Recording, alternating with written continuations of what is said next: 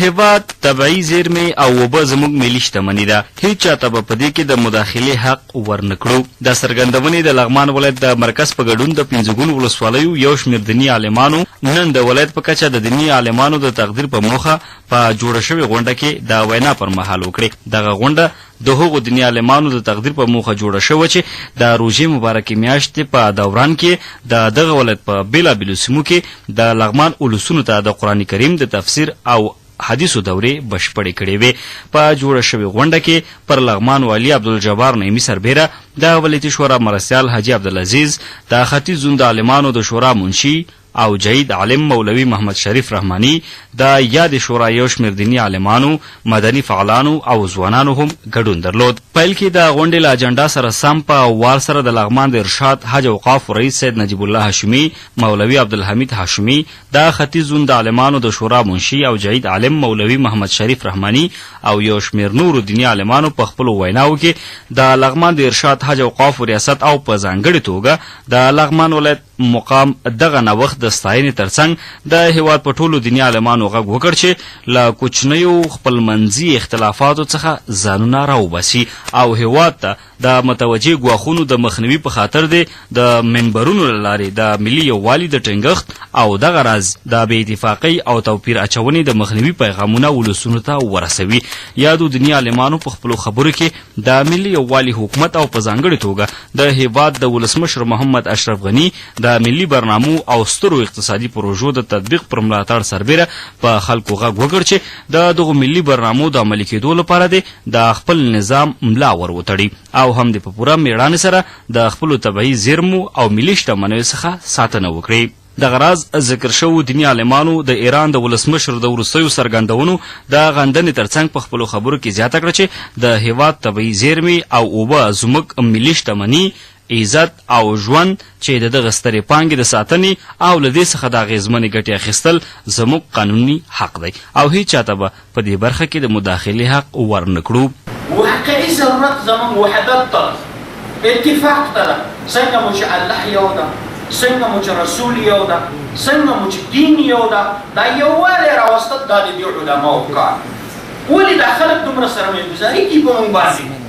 د تاسو خپله وایه چې موږ سور ښامار په ګونډو کړو او بیا مو شین ښامار په ګونډو کړو. نو یو څوک چې دومره قوت او دومره طاقت او دومره په ښه عقیده لري، د دنیا یو زورور یې نه غواړي چې دا وجود دې مرور وي، دا دې دې ته وزګار وي چې دوی دې ترقي وکړي. تاسو د دنیا عالمان وګورئ، دا د نورو ملکونو عالمان دي. فکر وکړئ د ایران یو عالم چې هلته هم د ملایانو حکومت،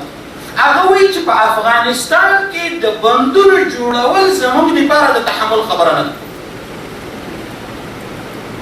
راځئ تر دغو اختلافاتو لږ ورهاخوا، تر دغې لږ ورهاخوا د دنیا په حالاتو باندې غور وکړو، هغې ته یو نظر وکړو چې خلک موږ سره څه کوي، خلک د دې امت په مقابل کې څه کوي. زما وروڼو، نو موږ هم څوک نشي تحمل کولی، نه مو پاکستان تحمل کولی شي، دا په صراحت درته وایم، نه مو ایران تحمل کولی شي، دا په صراحت درته وایم، نه ستا عالم تحمل کولی شي، نه د انجینر تحمل کولی شي، نه د ډاکټر تحمل، نه حتی اوس تاسو ګورئ د عقیدې جنګونه خو یې راسره وکړل، په مختلفو ډلو کې تقسیم کړو. یوه ډله راولېږه چې هغه خلک یې وپېژني پسې بله را جوړه کړه، هغه چې خلک وپېژنه پسې بله را جوړه کړه. 20 کاله دا د دې ګاونډیانو د دې دنیا د دې استعمارګرانو دا نن سبا تر وګورئ تاسې دا د دوی اصلي رسوایي وه چې الله عز وجل د دوی په خوله باندې نن ایران وایي چې افغانستان کې موږ د اوبو ډنډونه هم نشو منلی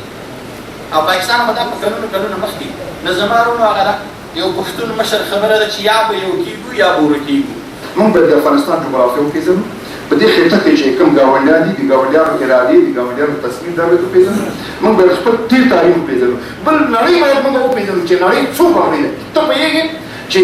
اوس افغانستان دا د مسکو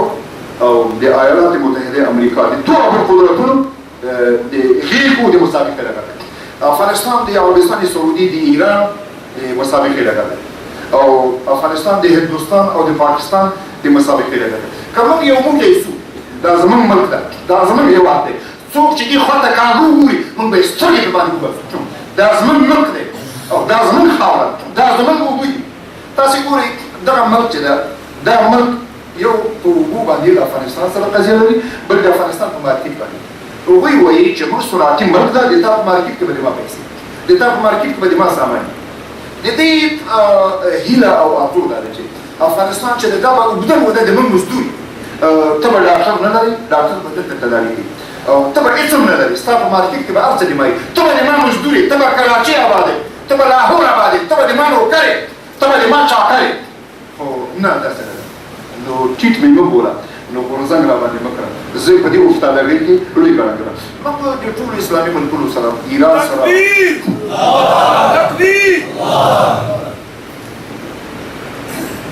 د پاکستان سره، د ټولو اسلامي ملکونو سره موږ ښه تعلقات غواړو. موږ غریب خلک یو ګوري، یو د هلکانو خبرې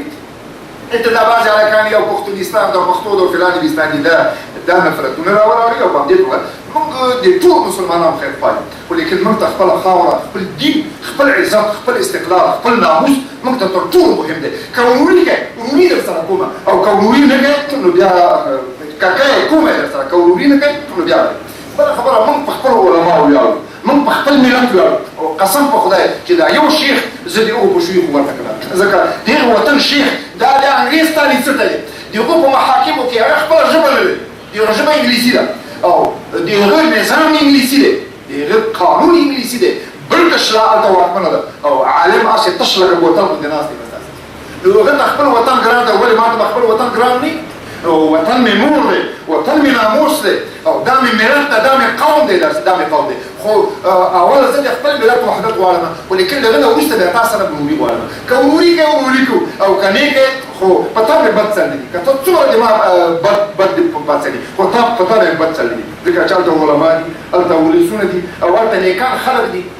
بل بغیر د هغه نه د موږ له دغې خطې سره ژبه مشترکه ده، دین مشترک دی، هلته د موږ شهیدان دي، هلته د موږ ډېر مشترکات دي دغو ولسونو سره. که دوی له موږ سره څومره بد وکړي، موږ له چا سره بد نه غواړو، موږ د ټولو مسلمانانو خیر غواړو.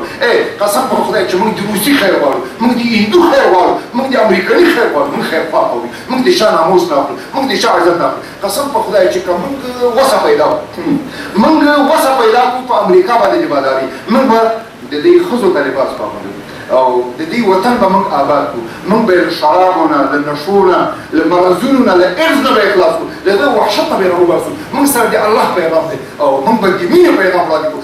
موږ به وږي تږي څملو، خو دوی به مالو، موږ به دوی به مالو. تاسې به وګورئ که احمدشاه بابا په دې خطه کې، یعنې که احمدشاه غل وی، که احمدشاه ډاکو وی،